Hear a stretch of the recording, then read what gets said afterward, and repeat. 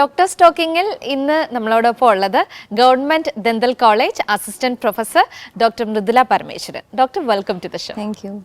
Doctor, നമ്മൾ ഇന്ന് സംസാരിക്കുന്നത് പല്ല് വേദനയാണ്. കുഞ്ഞു കുട്ടികൾ മുതൽ മുതിർന്നവർ വരെ പരാതി പറയുന്ന ഒരു കാര്യമാണ് പല്ല് വേദനിക്കുന്നതെന്ന്.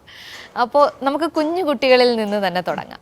അപ്പോൾ കുട്ടികളാവുമ്പോൾ അവർക്ക് പല്ല് വേദന വന്നാൽ പെട്ടെന്ന് അയ്യോ എന്ന് പറഞ്ഞിട്ട് ക്ഷീണിച്ച് കിടക്കാറുണ്ട്. ഈ പല്ല് വേദന വരുന്നത് കേടാവുമ്പോഴാണോ കുഞ്ഞുങ്ങൾക്ക് പല്ല് വേദന വന്നു തുടങ്ങുന്നത്? പല്ല് വേദനയ്ക്ക് പല പല കാരണങ്ങളുണ്ട്. അതിൽ ഏറ്റവും പ്രധാനം അല്ലെങ്കിൽ മോസ്റ്റ് കോമൺ ആയിട്ടുള്ള റീസൺ ദന്തക്ഷയം അല്ലെങ്കിൽ പല്ലിൽ വരുന്ന കേട് തന്നെയാണ്. അപ്പോൾ കുട്ടികളിൽ ഈ പറഞ്ഞതുപോലെ കേട് തന്നെയാണ് പല്ലുവേദന ഉണ്ടാക്കാനുള്ള പ്രധാനപ്പെട്ട കാരണം. പിന്നെ അത് മാത്രമല്ല, ഒരുപാട് കാരണങ്ങളുണ്ടെങ്കിൽ കൂടുതലായിട്ടും കാണുന്നത് പല്ല് കേട് വന്നിട്ട്. അപ്പം കുഞ്ഞുങ്ങളാവുമ്പോഴത്തേനും ചിലപ്പോൾ അവർ തനിയെ ബ്രഷ് ചെയ്യുന്നത് ചിലപ്പോൾ ശരിയായിക്കോണമെന്നില്ല. തീരെ കുഞ്ഞുങ്ങളാണ്, പല്ല് മുളച്ച് വരുന്ന ആ സമയത്ത് തന്നെ നമ്മൾ പേരൻസ് കൃത്യമായിട്ട് അത് ബ്രഷ് ചെയ്തിട്ടില്ല എന്നുണ്ടെങ്കിൽ, പ്രത്യേകിച്ച് രാത്രി പാല് കുടിച്ച് കിടക്കുന്ന കുഞ്ഞുങ്ങളും ഒക്കെ ആണെന്നുണ്ടെങ്കിൽ ഇതുപോലെ കേട് വരാനായിട്ട്, പല്ലിൽ അണുബാധ ഉണ്ടായിട്ട് കേട് വരാനായിട്ട് സാധ്യതയുണ്ട്.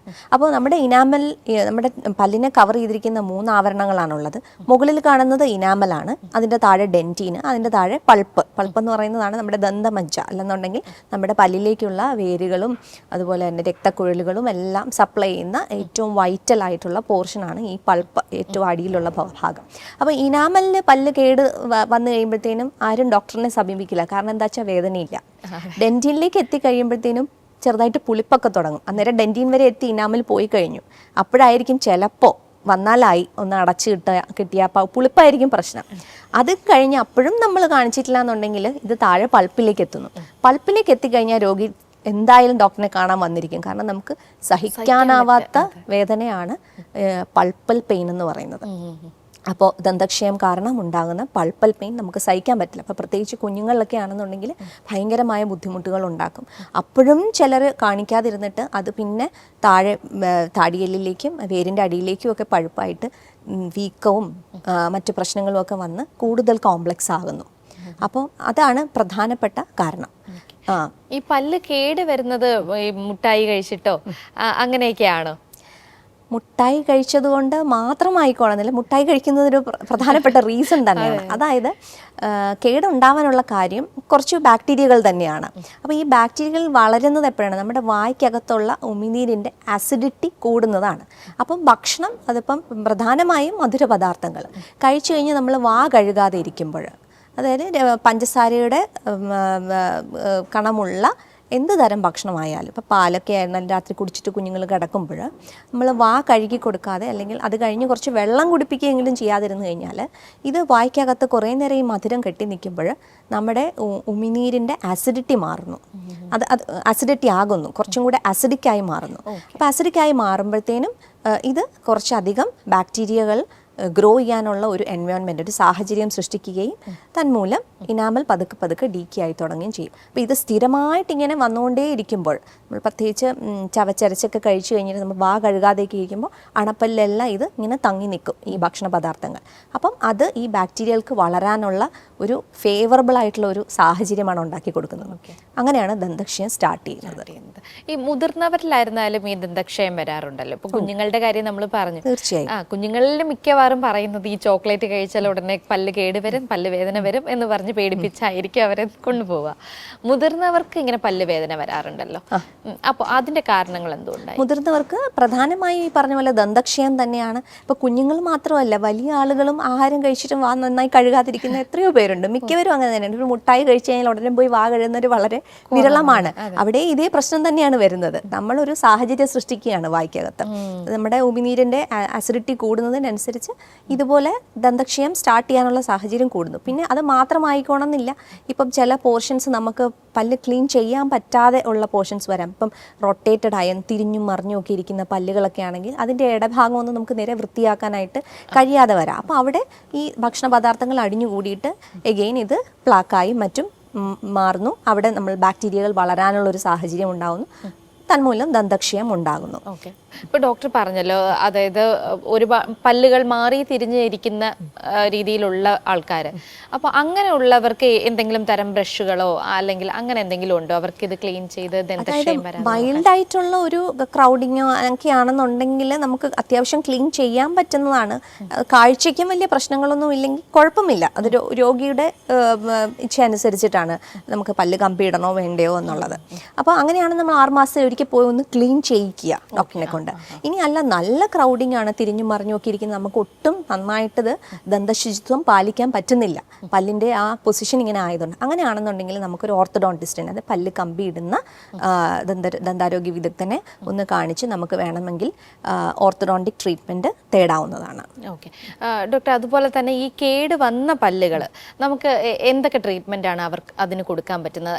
അതായിരിക്കുമല്ലോ ഭാവിയിൽ നമുക്ക് പല്ല് വേദനയായിട്ട് വരുന്നത്, കേട് വരുമ്പോഴായിരിക്കുമല്ലോ വേദന വരുന്നത്. കേട് വരുന്നത് മാത്രമല്ല, മറ്റൊരുപാട് കാരണങ്ങളുണ്ട്. അപ്പോൾ കേട് വരുന്നതാണെങ്കിൽ നമുക്ക്, ഞാൻ പറഞ്ഞില്ലേ, ഇനാമലിലാണെന്നുണ്ടെങ്കിൽ ചെറിയ പൊട്ട് പോലെയോ അല്ലെങ്കിൽ കറുത്ത പാട് പോലെയോ ഒക്കെ കാണുമ്പോൾ തന്നെ നമ്മൾ ഡോക്ടറെ അടുത്ത്, അല്ലെങ്കിൽ ചില ഭാഗം നമ്മൾ എത്ര ക്ലീൻ ചെയ്തിട്ടോ അവിടെ ഭക്ഷണം കുടുങ്ങി നിൽക്കുന്നു, അതിനർത്ഥം അവിടെ ഒരു ഡിഫക്റ്റ് ഉണ്ടെന്നുള്ളതാണ്. അപ്പോൾ അങ്ങനെ അന്നേരം നമുക്ക് വേദന ഉണ്ടായിക്കോണമെന്നില്ല. അപ്പോൾ നമ്മളൊരു ഡോക്ടറിനെ പോയി കാണുകയാണെങ്കിൽ നമുക്കത് അടച്ച് ശരിയാക്കാനായിട്ട് പറ്റും. വളരെ ഈസി ആയിട്ട് തന്നെ അടച്ച് ശരിയാക്കാനായിട്ട് പറ്റും. അത് കഴിഞ്ഞ് ഡെൻറ്റിലേക്കൊക്കെ എത്തിക്കഴിയുമ്പോഴാണെന്നുണ്ടെങ്കിൽ ഈ പറഞ്ഞ പോലെ പുളിപ്പൊക്കെ തുടങ്ങും. അപ്പം കുറച്ചും കൂടെ കോംപ്ലക്സ് ആവുകയാണ് ട്രീറ്റ്മെൻറ്റ്. അപ്പോഴും നമുക്ക് അടയ്ക്കാൻ പറ്റും. അത് കഴിഞ്ഞ് പല്ല് വേദന സ്റ്റാർട്ട് ചെയ്യുമ്പോൾ, അത് പൾപ്പിലേക്ക് എത്തിക്കഴിഞ്ഞാൽ നമുക്ക് എൻഡോഡോണ്ടിക് ട്രീറ്റ്മെൻറ്റ്, അതായത് വേരിലേക്കുള്ള ചികിത്സകൾ സ്റ്റാർട്ട് ചെയ്യേണ്ടി വരും. അതാണ് റൂട്ട് കനാൽ തെറാപ്പി, പൾപ്പോട്ടമി, അങ്ങനെ പലതരം ട്രീറ്റ്മെൻറ്റ്സ് അവൈലബിൾ ആണ്. അപ്പോൾ അങ്ങനെയുള്ള ചികിത്സയിലേക്ക് നമുക്ക് പോകേണ്ടി വരും. ഓക്കെ, അപ്പോൾ ഈ പല്ല് വേദന എന്ന് പറയുന്നത് മറ്റു കാരണങ്ങളിലൂടെയും വരാം. തീർച്ചയായിട്ടും. അതെന്തൊക്കെയാണ്? ഒന്ന്, അണപ്പല്ലിനുണ്ടാകുന്ന വേദന. അതായത് മിക്കവാറും ഒരു 17 തൊട്ട് 21 വയസ്സ് വരെയാണ് നമ്മുടെ മൂന്നാമത്തെ അണപ്പല്ല് വരുന്നത്. മൂന്നാമത്തെ അണപ്പല്ല് വരുമ്പോഴും മിക്കവാറും അത് മാറിയും തിരിഞ്ഞോ അല്ലെങ്കിൽ റൊട്ടേറ്റഡ് ആയിട്ടും ഒക്കെ ആയിരിക്കും വരുന്നത്. അല്ലെങ്കിൽ അതിന് പുറത്തേക്ക് വരാനുള്ള സ്പേസ് നമ്മുടെ താടിയലിൽ ഉണ്ടാവുകയില്ല. ഇമ്പാക്ഷൻ എന്നാണ് അതിന് പറയുക. അപ്പോൾ നമുക്കൊരു എക്സ്റേ എടുത്ത് നോക്കിയാൽ കൃത്യമായിട്ട് അറിയാം പല്ല് എങ്ങനെയാണ് ചരിഞ്ഞ് കിടക്കുന്നത് എന്നുള്ളത്. അപ്പോൾ പല്ല് ഭാഗികമായേ പുറത്തേക്ക് വരുന്നുള്ളൂ. അപ്പോൾ ആ ഭാഗത്തുള്ള മോണ പകുതി ഭാഗം പല്ലിനെ കവർ ചെയ്തിരിക്കുന്നു. ഈ മോണയുടെ ഇടയിലേക്ക് ഈ പറഞ്ഞ പോലെ അഴുക്കും മറ്റും കയറി തങ്ങി ആ ഭാഗത്ത് പെരികൊറോണൈറ്റിസ് എന്ന് പറഞ്ഞ ഒരു അവസ്ഥയിലേക്ക് വരുന്നു. അതായത് ആ മോണയുടെ ഭാഗം നന്നായിട്ട് വീങ്ങുന്നു. ആ ഭാഗം വീങ്ങുന്നതിന് പല്ലിനും ആ ഭാഗത്തുള്ള പല്ലുകൾക്കെല്ലാം വേദന അനുഭവപ്പെടും. ചെവിയിലേക്കും നെറ്റിയിലേക്കും കഴുത്തിലേക്കും ഒക്കെ പേഷ്യൻറ്റിന് ഭയങ്കരമായ വേദന അനുഭവപ്പെടും. അത് ലേറ്റർ സ്റ്റേജിലേക്ക് ആകുമ്പോൾ നമുക്ക് വാ തുറക്കാനുള്ള, ആ ഭാഗത്തുള്ള മസിൽസിന് സ്പാസം അടിച്ചിട്ട് വാ തുറക്കാൻ ബുദ്ധിമുട്ടുണ്ടാവുന്നു. അങ്ങനെയുള്ള പ്രശ്നങ്ങളൊക്കെ വരും. അപ്പോൾ അങ്ങനെയാണെന്നുണ്ടെങ്കിൽ നമ്മൾ എക്സ്റേ എടുത്ത് നോക്കി ഈ പല്ല് പുറത്തേക്ക് വരാൻ സാഹചര്യമില്ല എന്നുണ്ടെങ്കിൽ മൂന്നാമത്തെ അണപ്പല്ല് നീക്കം ചെയ്യാം. നീക്കം ചെയ്യുന്നത് കൊണ്ട് മറ്റു പ്രശ്നങ്ങളൊന്നും തന്നെയില്ല. ഒരുപാട് പേര് ചോദിക്കുന്നതാണ്, മൂന്നാമത്തെ അണപ്പല്ല് മാറ്റിയ, തേർഡ് മോളാർ മാറ്റിയ, വിസ്ഡം ടൂത്ത് എന്നൊക്കെ നമ്മൾ പറയും.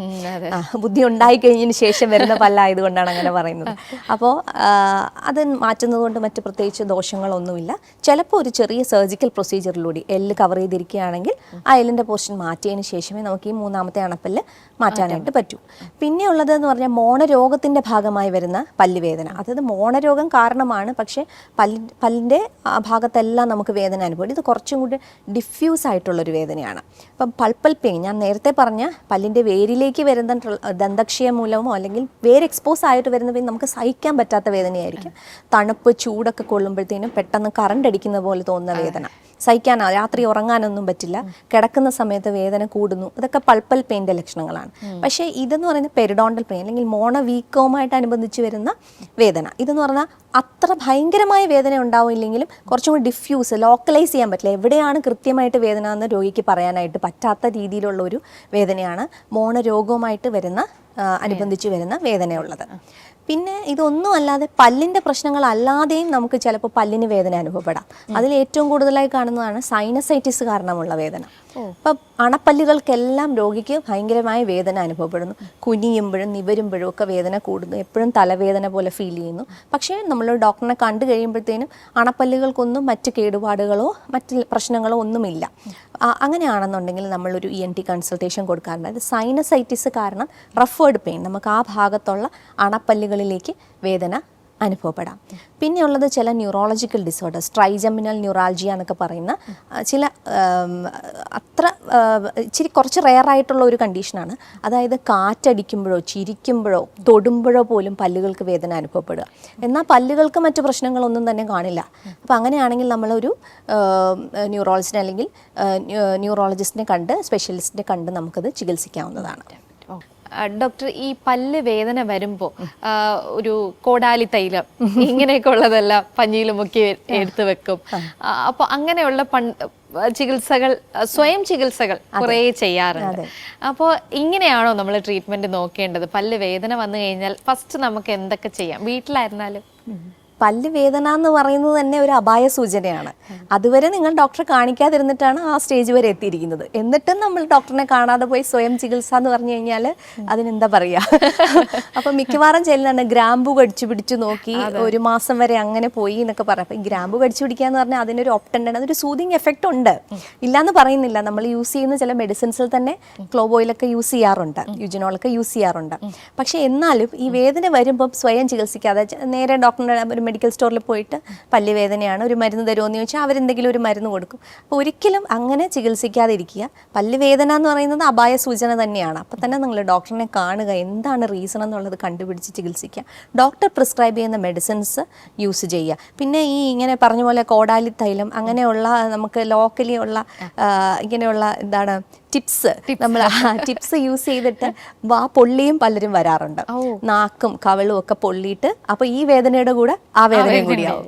അപ്പോൾ അതിനെക്കാട്ടിലും നിങ്ങൾ ബേണിംഗ് ഉണ്ടാവും ചിലർക്ക്. അപ്പം അങ്ങനെ നമ്മൾ ഡോക്ടറെ കണ്ട് ചികിത്സിക്കുന്നത് തന്നെയായിരിക്കും നല്ലത്. അത് കഴിഞ്ഞ് ഡോക്ടർ പ്രിസ്ക്രൈബ് ചെയ്യുന്ന അനാൽജസിക്സ്, അതായത് പെയിൻ കില്ലേഴ്സ് അല്ലെങ്കിൽ ആൻറ്റി ഇൻഫ്ലമേറ്ററീസ് ആയിട്ടുള്ള മെഡിസിൻസ്, അത് രോഗിയുടെ അലർജി ഹിസ്റ്ററി എല്ലാം ചോദിച്ചതിന് ശേഷമേ ഡോക്ടർ അത് പ്രിസ്ക്രൈബ് ചെയ്യത്തുള്ളൂ. അപ്പോൾ അത് ചിലപ്പോൾ നമുക്ക് 3 ദിവസം വരെ ഉപയോഗിക്കേണ്ടി വരാം. ആൻറ്റിബയോട്ടിക്സ് സാധാരണയായി യൂസ് ചെയ്യാറില്ല. എങ്കിലും ലേറ്റർ സ്റ്റേജസ് ഓഫ് പെയിൻ ആണെന്നുണ്ടെങ്കിൽ, അതായത് വേരിലേക്കൊക്കെ നന്നായിട്ട് അണുബാധ വന്നു കഴിഞ്ഞു, വേരിന് താഴെയുള്ള താടിയലിലേക്കൊക്കെ നല്ല നീരും വീക്കവും അതിൻ്റെ കൂടെ തന്നെ പേഷ്യൻറ്റിന് പനിയും ഒക്കെ ആയി തുടങ്ങുകയാണെന്നുണ്ടെങ്കിൽ നമ്മൾ ആൻറ്റിബയോട്ടിക്സും പ്രിസ്ക്രൈബ് ചെയ്യാറുണ്ട്. ഓക്കെ. അപ്പോൾ അങ്ങനെയുള്ള സ്വയം ചികിത്സയൊന്നും ചെയ്യാതെ ഡോക്ടറിനെ തന്നെ ചെന്ന് കണ്ട്, അല്ലേ, പല്ലാണ്, നമുക്ക് ആഹാരമൊക്കെ കഴിക്കണം, ചൂ ചെയ്യണം എന്നൊക്കെ ഉള്ള ഒരു ചിന്ത എപ്പോഴും എല്ലാവർക്കും വേണം. അപ്പോൾ പല്ല് വേദന വന്നു കഴിഞ്ഞാലും അതിനും ബെറ്റർ ഒരു ട്രീറ്റ്മെൻറ്റ് എടുക്കുക എന്നുള്ളതാണ്. അപ്പോൾ thank you doctor, thank you so much. നമുക്ക് നല്ലൊരു സബ്ജക്റ്റുമായിട്ട് വീണ്ടും എത്താം.